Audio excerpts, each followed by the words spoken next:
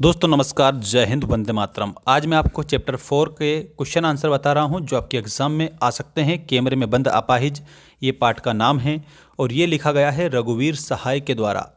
रघुवीर सहाय जो है हिंदी भाषा के जाने माने कवि माने जाते हैं। दोस्तों ये क्लास 12th वाले स्टूडेंट की एग्ज़ाम के लिए बहुत ज़्यादा लाभदायक साबित होगा। आइए स्टार्ट करते हैं इस चैप्टर का पहला क्वेश्चन। दोस्तों यदि टेलीग्राम ज्वाइन नहीं करा है तो टेलीग्राम ज्वाइन कर लेना, लिंक मैंने डिस्क्रिप्शन में डाल दी है।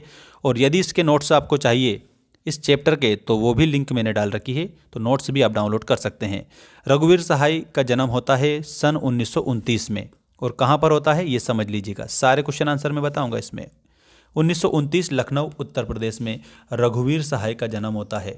ठीक है, और एक बात सभी बात ध्यान रखना, चैनल को सब्सक्राइब जरूर कर लेना। इनकी मृत्यु होती है 1990 में दिल्ली में। इनको साहित्य अकादमी पुरस्कार से सम्मानित किया गया है। यदि प्रश्न आता है कि रघुवीर सहाय को कौन से सम्मान से सम्मानित किया गया है तो आप बताएंगे साहित्य अकादमी सम्मान। पहला प्रश्न ये रहा आपका। कैमरे में बंद अपाहिज कविता में कोष्ठकों का प्रयोग क्यों किया गया है? इसमें उत्तर याद रखना।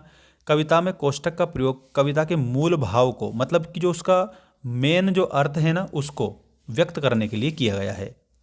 ये दर्शकों, कैमरामैन और अपाहिज व्यक्ति को संबोधित करते हैं। ये कोष्ठक कविता में दृश्य निर्देश का काम करते हैं, मतलब कि जिसको देखते हैं ना, ऐसे निर्देश को वो काम करते हैं और कविता के उद्देश्य को अधिक स्पष्टता से दर्शाते हैं, इसीलिए कोष्ठक का प्रयोग किया गया है। इसके बाद प्रश्न नंबर 2 देखिएगा। सेकंड प्रश्न है, कैमरे में बंद अपाहिज कविता मीडिया की व्यावसायिकता पर व्यंग है। अब व्यावसायिकता का मतलब क्या है? मतलब कि जो मीडिया है ना, उसने व्यवसाय बना रखा है अपने चैनल्स को। ठीक है, अपने अखबार को, अपनी प्रेस को, उसे किसी से कोई मतलब नहीं है, ऐसा याद रखना। तो इसको हमें स्पष्ट करना है, समझिए। ये कविता मीडिया की व्यावसायिकता पर व्यंग है। व्यंग मतलब उल्हाने या ताने मारना। ये बाहरी तौर पर अपाहिज व्यक्ति के प्रति करुणा दिखाती है कि हाँ, हम आपसे मतलब सिंपैथी रखते हैं, लेकिन इसका असली उद्देश्य उसकी पीड़ा का प्रदर्शन करके अपने कार्यक्रम को लोकप्रिय बनाना है। किसको लोकप्रिय बनाना है? अपने कार्यक्रम को। इस तरह ये करुणा के मुखौटों के पीछे छिपी क्रूरता को भी उजागर करती है, और कविता का नाम है कैमरे में बंद अपाहिज। ठीक, अब क्वेश्चन नंबर 3 देखिएगा। क्वेश्चन नंबर 3 में है आपका, हम समर्थ, शक्तिवान और हम एक दुर्बल को लाएंगे, ऐसा वो कहते हैं। इसके माध्यम से कवि क्या व्यक्त कर रहा है, समझिए। इन पंक्तियों के माध्यम से कवि ने मीडिया के लोगों के अहंकार और शक्ति पर व्यंग किया है। वे मानते हैं कि वे इतने सामर्थ्यवान हैं कि हम किसी भी दुर्बल व्यक्ति की पीड़ा को अपनी इच्छानुसार पर्दे पर दिखा सकते हैं।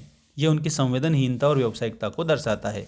मतलब उनमें कोई संवेदना नहीं है, उन्हें किसी की पीड़ा से कोई मतलब नहीं है, उन्हें तो सिर्फ अपना व्यवसाय आगे बढ़ाना है। इसीलिए उन्होंने कहा है कि हम समर्थ, शक्तिवान और हम एक दुर्बल को लाएंगे। दुर्बल कौन है? तो वो अपाहिज व्यक्ति जो कैमरे के सामने बैठा हुआ है। अब समझिएगा क्वेश्चन नंबर 4।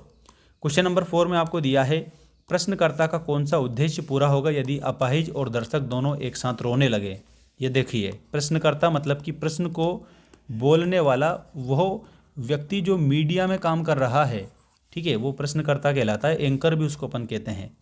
अब प्रश्नकर्ता का ऐसा कौन सा उद्देश्य पूरा हो जाएगा जिससे कि दर्शक और अपाहिज दोनों रोने लगे? अब इसमें समझिएगा क्वेश्चन नंबर 4 का answer.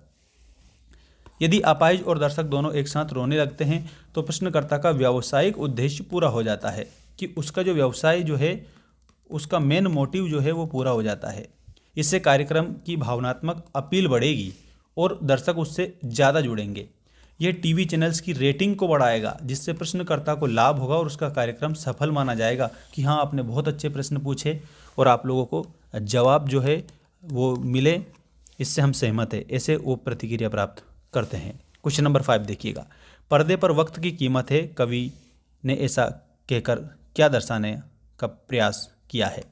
Very most IMP question है, आप लोगों की किताब से आधारित है ये सारा। क्वेश्चन नंबर 5वां है, पर्दे पर वक्त की कीमत है कहकर कवि ने साक्षात्कारकर्ता, मतलब जो इंटरव्यू लेता है वो, के व्यावसायिक और संवेदनहीन नजरिए को सामने रखा है।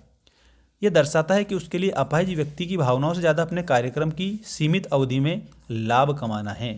ठीक है, ये इसलिए उसने कहा है कि पर्दे पर वक्त की कीमत होती है भाई, है ना, ये आप याद रखना। अगले चैप्टर में आपको मैं बताऊंगा, पाठ है आपका उषा, और ये शमशेर बहादुर सिंह का चैप्टर है। ठीक है, नेक्स्ट वीडियो में आप लोगों को ये देखने को मिलेगा। चैनल को सभी बच्चे सब्सक्राइब करके रखना।